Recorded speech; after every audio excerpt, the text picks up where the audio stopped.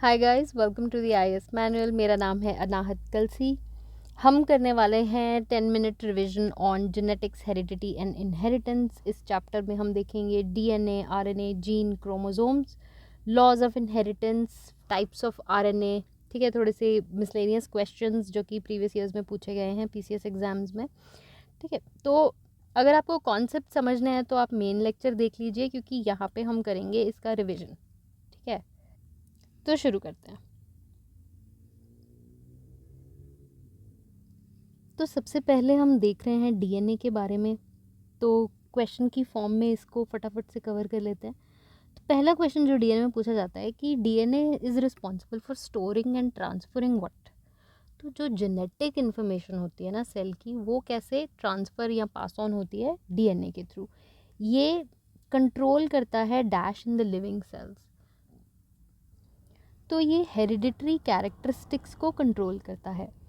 DNA को discover किसने किया था? फ्रेडरिक माइस्चर। ठीक है।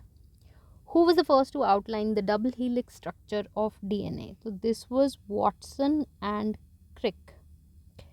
ये आपका James Watson and Francis Crick ने डिस्कवर किया था।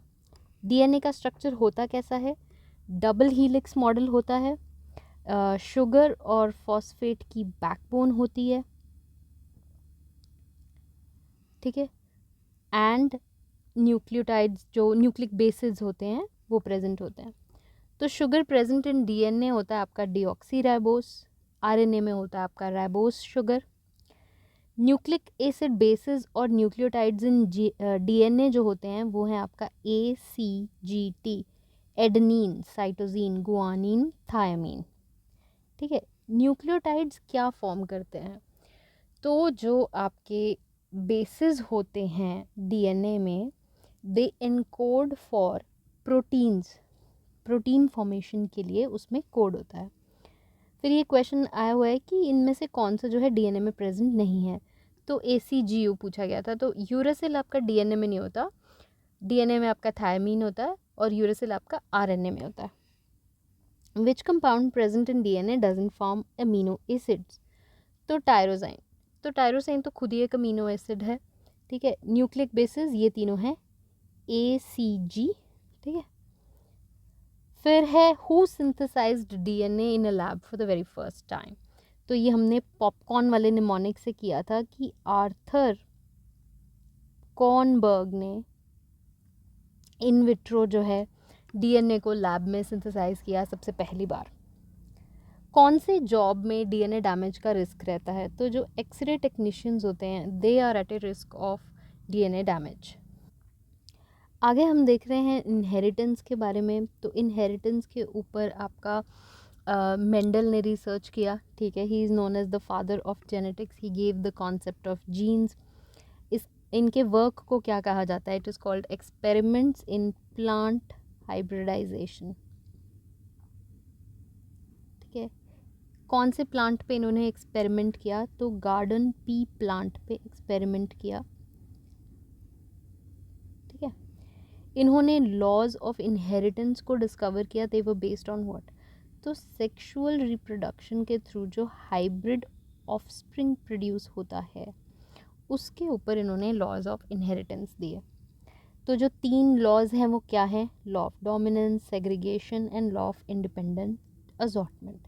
डोमिनेंस वाला ये कहता है कि आपके पास 2 जीन के वैरायटीज़ हैं। एक आपकी मदर से आया है, एक आपके फादर से आया है। दोनों में से जो डोमिनेंट होगा वो आपकी बॉडी में फिजिकली नज़र आएगा, आपके फिनोटाइप में दिखेगा। लॉज ऑफ सेग्रीगेशन का मतलब ये है, ऑल्दो आपको अपने मदर और फादर से 2 जीन के वेरिएंट्स मिले हैं, आप अपने चाइल्ड को उनमें से कोई एक ही पास ऑन करेंगे। लॉ ऑफ इंडिपेंडेंट असॉर्टमेंट का मतलब ये है कि एक जीन जो है, it is acquired separately from another gene. ठीक है। तो दूसरे जीन्स को इम्पैक्ट नहीं करती। हमने मेन लेक्चर में अच्छे से देखा था कि इसके एक्सेप्शंस भी होते हैं। जैसे कि अब तो हम जानते हैं कि क्रोमोसोम इज़ एक्चुअली जिनमें कि जीन्स होते हैं, डीएनए क्रोमोसोम के फॉर्म में रहता है और इसमें एक से ज़्यादा जीन्स प्रेजेंट होते हैं that are passed on together. आगे जीन के बारे में देख लेते हैं। तो जीन क्या होता है आपका? सेगमेंट ऑफ डीएनए होता है। यहाँ जो क्वेश्चन पूछा जाता है, it is the unit of heredity in humans. ठीक है। अलील क्या होता है? One variant of A gene. Pleiotropy क्या होता है? जब एक gene codes for more than 2 characters. ठीक है। जीन थेरेपी का मतलब है जब जो जेनेटिक डिसऑर्डर से कोई पेशेंट सफ़र कर रहा है, तो वो फॉल्टी जीन को, ठीक है, ट्रीट किया जाए, से हम जीन थेरेपी बोलते हैं। इसमें जो क्वेश्चन पूछा जाता है उसमें ये पूछा जाता है कि क्या क्या किया जा सकता है। तो एक न्यू जीन ऐड कर सकते हैं, फॉल्टी जीन को रिमूव कर सकते हैं, या फिर किसी एक जीन को साइलेंस कर सकते हैं। ठीक है। जंपिंग जीन्स किसने डिस्कवर किए थे? तो this was Barbara McClintock.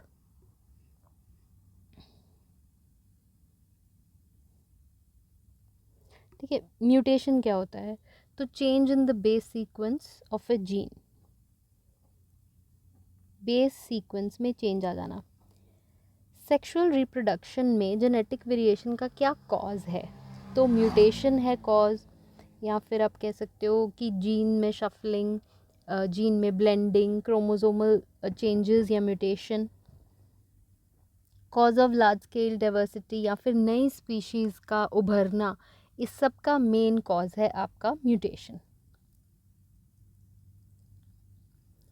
RNA पे चल रहे हैं अब। तो RNA codes for amino acids, या it is also a messenger between DNA and ribosome. ठीक है। जीन एक्सप्रेशन का क्या मतलब होता है?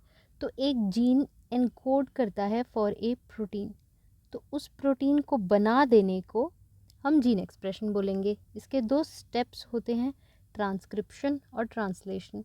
ट्रांसक्रिप्शन का मतलब है डीएनए ने एक एमआरएनए सिंथेसाइज कर दिया और उसमें अपनी सारी इन्फॉर्मेशन कॉपी कर दी। ट्रांसलेशन का मतलब है कि एमआरएनए जो है राइबोसोम के पास चला गया और राइबोसोम ने टीआरएनए का इस्तेमाल एमआरएनए ने टीआरएनए का इस्तेमाल करके राइबोसोम्स को अमीनो एसिड्स प्रोवाइड किए और आपका प्रोटीन बना दिया। ठीक है। ठीक है, that is translation, the making of A protein. Types of RNA, messenger RNA, transfer RNA and ribosomal RNA. Messenger वाला हमने देख लिया, ट्रांसफर वाला हमने देख लिया। राइबोसोमल क्या करता है? राइबोसोम्स बनाने में हेल्प करता है। राइबोसोम्स खुद क्या होते हैं? They are an organelle of the cell जो कि प्रोटीन मैन्युफैक्चर करते हैं। ठीक है। राइबोजाइम्स क्या होते हैं? राइबोसोम्स के अंदर आरएनए मॉलिक्यूल होता है जो एक एंजाइम की तरह एक्ट करता है। नेक्स्ट आ रहे हैं हम क्रोमोसोम्स पे। तो इनके ऊपर जो सबसे इम्पोर्टेंट क्वेश्चन पूछा जाता है वो ये है कि हेरिडिटरी सिम्टम्स जो लिविंग ऑर्गेनिजम्स के डिसेंडेंट्स में पास ऑन होते हैं वो किसके थ्रू होते हैं? तो they are through chromosomes. Number of chromosome in human कितना है? तो हमारे पास 46 क्रोमोसोम्स हैं, आप कह लो 23 पेयर्स हैं। चिंपैंजी में जो है हमसे एक ज़्यादा पेयर होता है तो 48 होते हैं, या फिर आप कह लो 24 पेयर्स हैं। ठीक है। ऑटोजोम्स, हमारे जो पहले 22 क्रोमोसोम्स हैं उनको हम ऑटोजोम्स बोलते हैं। 23rd पेयर को हम सेक्स क्रोमोसोम्स बोलते हैं। क्रोमोसोम नंबर किसी भी स्पीशीज़ का हमेशा कांस्टेंट रहता है, यानी कि सभी ह्यूमंस में 46 क्रोमोसोम्स ही होंगे। कोई सेक्स क्रोमोसोम जिसमें नहीं होता वो है आपका lizard. Major role in determining the sex of the offspring play करते हैं मेल्स। ठीक है, क्योंकि उनमें XY होता है। ठीक है। Closest living relative of humans हैं आपके चिंपैंजीज। ठीक है। इसको ऑर्डर में अरेंज करना है कि जिस ऑर्डर में ह्यूमंस में रिप्रोडक्शन होता है, माइटोसिस, मियोसिस, फर्टिलाइजेशन। तो पहले आपका मियोसिस होता है जिससे कि आपके जर्म सेल्स या गैमीट्स प्रोड्यूस होते हैं। फिर आपका फर्टिलाइजेशन होता है जिससे कि आपका जाइगोट प्रोड्यूस होता है।